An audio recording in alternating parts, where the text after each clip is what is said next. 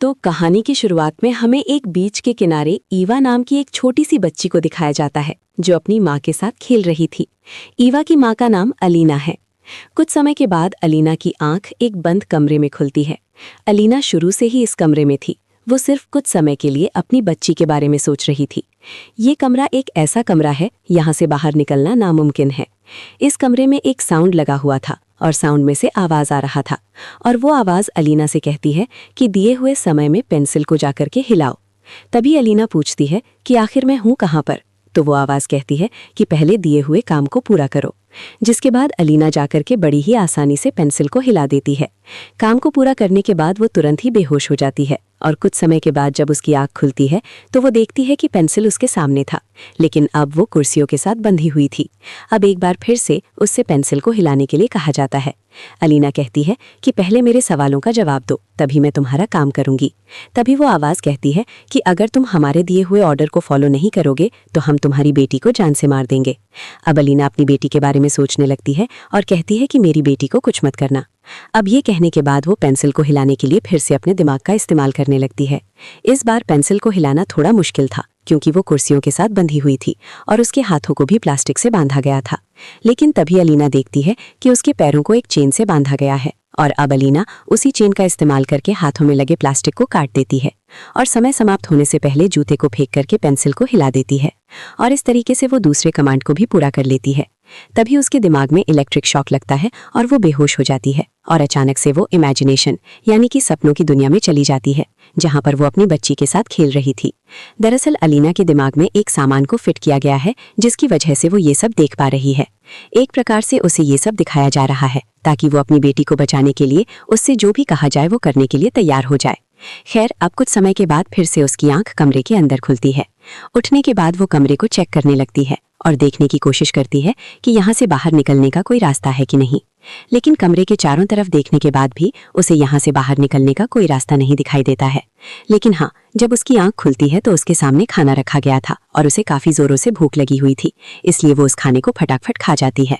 खाने को पूरा खाने के बाद वो जाकर के फिर से कुर्सी पर बैठ जाती है और जब उसका हाथ सर के ऊपर जाता है तो उसे महसूस होता है कि उसके सर में कुछ तो किया गया है। उसके दिमाग में एक छोटा सा गैजेट डाला गया था। वो चिल्लाते हुए कहती है कि आखिर तुम लोग मेरे ऊपर किस प्रकार का एक्सपेरिमेंट कर रहे हो और मेरी बेटी को क्यों परेशान कर रहे हो, उसे जाने दो। तभी वो आवाज अलीना से कहती है कि हम तुम्हारे साथ जो एक्सपेरिमेंट कर रहे हैं उसमें तुम्हें सहयोग देना होगा। बस कुछ ही दिनों की बात है, जब तुम्हारा एक्सपेरिमेंट पूरा हो जाएगा तो तुम जाकर के अपनी बेटी से मिल सकती हो। अब अलीना से एक उम्मीद मिल जाती है कि वो एक्सपेरिमेंट को पूरा करने के बाद बेटी से अपनी मिल पाएगी, इसलिए अब वो इस एक्सपेरिमेंट को पूरा करने के लिए तैयार हो जाती है। उसे दोबारा से पेंसिल को हिलाने के लिए कहा जाता है, लेकिन इस बार उसके सामने एक बड़ा सा कांच था और इस कांच को ना ही तोड़ा जा सकता था और ना ही किसी प्रकार से खोला जा सकता था। वो कांच को तोड़ने के लिए कुर्सी उठा रही थी, लेकिन कुर्सी तो जमीन के साथ बंधी हुई थी। इसके बाद अलीना खुद से उस कांच को तोड़ने की पूरी कोशिश करती है, लेकिन उस कांच पर कुछ भी फर्क ही नहीं पड़ता है और अब धीरे धीरे समय भी समाप्त हो रहा था। अलीना का पूरा ध्यान पेंसिल के ऊपर था और वो उसे देखने के बाद काफी जोर से चिल्लाती है, जिसकी वजह से पता नहीं कैसे वो पेंसिल हिल करके सामने की तरफ चली जाती है और इसके बाद वो फिर से तुरंत ही बेहोश हो जाती है और जब उसकी आंख खुलती है तो वो फिर से बीच के किनारे अपनी बेटी के साथ खेल रही थी। ये सब कुछ अलीना के दिमाग में लगे गैजेट के जरिए उसे दिखाया जा रहा था। कुछ समय के बाद फिर से अलीना की आंख कमरे के अंदर खुलती है और इस बार वो कमरे में देखती है कि उसके साथ एक इंसान भी आ चुका है। जब वो इंसान उठता है तो वो अलीना के पास जाता है, लेकिन अलीना उसे देख करके डर रही थी। तो वो इंसान कहता है कि तुम मेरे साथ ऐसा क्यों कर रही हो, मैं रोजर हूँ, तुम्हारा पति। अब यहाँ पर अलीना को मालूम चलता है कि उसकी शादी हो चुकी है और सामने जो इंसान खड़ा है वो उसका पति है और उस बीच पर वो अपने पति के साथ भी थी। खैर, अब ये बात याद आने के बाद अलीना रोजर से कहती है कि हमारी बेटी उन लोगों के कब्जे में है, हमें उनकी सारी बातों को मान करके अपनी बेटी को बचाना होगा, वरना वे लोग हमारी बेटी को जान से मारने की बात कर रहे थे। वो मुझसे बार बार उस पेंसिल को हिलाने के लिए कहते हैं। तो रोजर कहता है कि इस पेंसिल को हिलाने से हमारी बेटी की जान कैसे बच सकती है और वे लोग ऐसा कर क्यों रहे हैं। तभी साउंड में से फिर से आवाज आता है कि दिए हुए समय में पेंसिल को तोड़ो।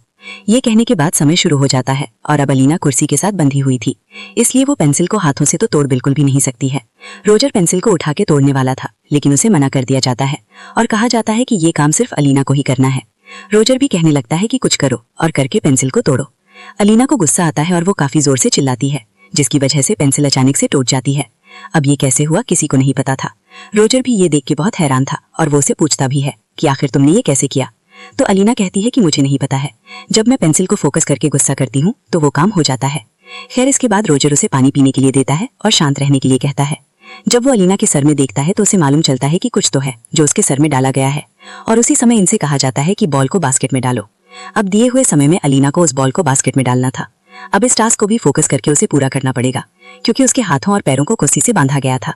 अलीना फोकस तो कर रही थी, लेकिन उसका कोई फायदा नहीं हो रहा था, और जब रोजर जा करके बॉल को उठाता है तो एक बार फिर से उसे मना कर दिया जाता है। इसके बाद रोजर अलीना से कहती है कि तुम पूरी तरीके से फोकस करो।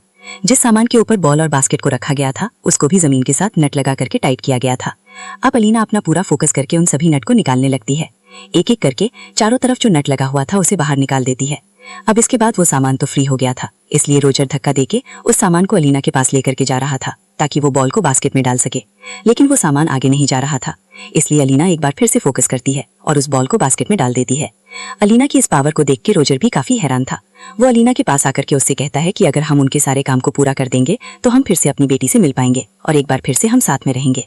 ये कहने के बाद वो अलीना को ला करके खाना देता है और ये लोग साथ में बैठ करके खाने को खाते हैं। और कमरे से बाहर जाने के बाद ये लोग फ्यूचर में क्या क्या करने वाले थे इसके बारे में बातें करने लगते हैं। अब इस तरीके से दिन और समय बीत रहा था। अलीना को जितना भी टास्क दिया जा रहा था वो अपने माइंड से उस टास्क को पूरा कर दे रही थी, और इस तरीके से एक एक करके वो ढेर सारे टास्क को पूरा कर देती है। और अब उसका माइंड कंट्रोल नेक्स्ट लेवल पर पहुंच गया था, इसलिए अब बच्चे वाले काम छोड़ करके उसे बड़े वाले काम दिए जाते हैं। इसके बाद उसे गन दिया जाता है जिसके अंदर वो अपने दिमाग से उसके पार्ट को सेट कर रही थी। पार्ट्स को सेट करने के बाद वो अपने दिमाग के जरिए उसे रीलोडिंग भी कर लेती है। इसी बीच ये लोग अपनी बेटी के बारे में बात करने लगते हैं और इन लोगों के बीच में झगड़ा हो जाता है। झगड़ा इतना ज्यादा हो जाता है कि अलीना अपने दिमाग पर कंट्रोल नहीं कर पाती है। वो बहुत गुस्सा हो जाती है, इसीलिए वो बिना गन को छुए उसे चला देती है। लेकिन गन में से जो गोली निकलती है वो रोजर के पास पहुंच नहीं पाती है, क्योंकि अलीना उसे रोकती थी। खैर इसकी कुछ समय के बाद दोनों ही शांत हो जाते हैं और साथ में बैठ करके खाना खाते हैं। अब एक दिन ऐसा हुआ कि अलीना सो गई थी और उसे कुर्सी से बांध दिया जाता है, और कुछ समय के बाद जब उसकी आंख खुलती है तो उसे कहा जाता है कि रोजर को आजाद करो। दरअसल रोजर को अब एक छोटे से कांच के अंदर बंद कर दिया गया था, और उस कांच के अंदर धीरे धीरे करके ढेर सारा रेत गिर रहा था। अलीना फटाक से जाकर के कुर्सी के नटों को निकाल देती है और कुर्सी को उठा के कांच के ऊपर मारने लगती है। वो कांच को तोड़ने की कोशिश कर रही थी, लेकिन कांच टूटता नहीं है, और आखिर में अलीना रोजर को बचा नहीं पाती है। वो रेत के अंदर धंस करके मारा जाता है। अब वो इस टास्क को पूरा नहीं की थी, इसलिए उसे डर लग रहा था कि कहीं वे लोग उसकी बेटी को मार न दे। वो रिक्वेस्ट करने लगती है और कहती है कि वो इस टास्क को पूरा करेगी, उसकी बेटी को कुछ न किया जाए। लेकिन उसी समय कमरे का दरवाजा खुलता है और कुछ सोल्जर हथियार लेकर के अंदर आ जाते हैं, और ये लोग अलीना को अपने साथ चलने के लिए बोल रहे थे। तभी अलीना कहती है कि मेरी बेटी कहाँ पर है, मुझे उससे मिलना है। ये कहने के बाद वो अपने हाथ से कंट्रोल करके इन लोगों के ऊपर हमला कर देती है, और इन लोगों को नीचे गिराने के बाद वो कमरे से बाहर आ जाती है। वो देखती है कि उसके ऊपर जो टेस्ट चल रहा था वो अभी भी प्रोग्रेस में है। कमरे से बाहर निकालने के बाद फिर से कुछ सोल्जर आ जाते हैं और अलीना को रोकने की कोशिश करते हैं। ये लोग लगातार अलीना के ऊपर फायरिंग करते हैं, लेकिन इनकी गोलियां अलीना तक नहीं पहुंच पा रही थीं। इनकी गोलियां अलीना का कुछ उखाड़ नहीं पाती हैं, और इसके बाद अलीना अपने माइंड कंट्रोल से इन लोगों के ऊपर हावी होने लगती है। वो इन लोगों को कंट्रोल करके इनके हाथ और पैर को ही तोड़ देती है, और इसके बाद वो जाकर के लिफ्ट के जरिए नीचे वाले अपार्टमेंट में जाती है। नीचे जाने के बाद उसे मालूम चलता है कि अब जो उसका टेस्ट था वो पूरा हो चुका है। सोल्जर्स के साथ फाइट करना उसके एक्सपेरिमेंट का एक हिस्सा था, और वो लास्ट एक्सपेरिमेंट था। अब इसके साथ कुछ भी नहीं होने वाला था। वो जब नीचे जाती है तो उसकी मुलाकात रोजर से होती है। यहाँ पर वो अलीना से कहता है कि यहाँ पर सब मेरे जैसे ही है, हर एक कमरे में मेरे जैसे हैं, कोई मेरे से अलग नहीं है। ये कहने के बाद अलीना एक कमरे के पास जाकर के देखती है कि उसके अंदर रोजर की लाश थी। तो इसके बाद अलीना सोचती है कि उसके सामने जो खड़ा है आखिर वो कौन है। खैर इसका जवाब उसे नहीं मिलता है, क्योंकि रोजर यहाँ से जा चुका था। अब अलीना भी यहाँ से जाने की कोशिश करती है, लेकिन तभी यहीं पर वो सोल्जर आ जाते हैं जो इनके ऊपर एक्सपेरिमेंट कर रहे थे, और अब ये लोग अलीना को अपने साथ लेकर के जाने वाले थे। ये लोग भी अपनी पूरी कोशिश करते हैं अलीना को पकड़ने के लिए, लेकिन इन सोल्जर्स का भी अंजाम बहुत ही बुरा होता है। अलीना इन लोगों को भी कंट्रोल करके एक दूसरे के ऊपर ही फायरिंग करवा देती है, और ये सभी सोल्जर्स एक दूसरे के साथ मिलकर के एक दूसरे को ही मार देते हैं। सभी सोल्जर्स की मौत हो जाने के बाद अलीना यहाँ से जाने लगती है, लेकिन तभी उसके ऊपर एक लाइट फोकस किया जाता है और वो आवाज कहती है कि तुम यहाँ से नहीं जा सकती हो। तो अलीना काफी जोर से चिल्लाती है और कहती है कि मेरी बेटी कहाँ पर है, मैंने तुम्हारी कही हुई सारी बातों को माना, अब मेरी बेटी मुझे वापस लौटा दो। तो वो आवाज कहती है कि अब तुम्हारी बेटी जा चुकी है। ये कहने के बाद हमें क्लिप को दिखाया जाता है जहाँ पर हम देखते हैं कि अलीना अपनी बेटी के साथ खेल रही थी, और कुछ समय के बाद वो रोजर को लेने के लिए जाती है ताकि वो जाकर के अपनी बेटी के साथ खेले, लेकिन वो बेटी के साथ खेलने से मना कर देता है, और इसी बात को लेकर के इन दोनों के बीच में बहस होने लगती है। इन दोनों के बीच में बहस इतना ज्यादा हो जाता है कि अलीना बहुत गुस्सा हो जाती है। अलीना की बात सुनकर के रोजर भी गुस्सा हो गया था, इसलिए वो उसे एक थप्पड़ मार देता है।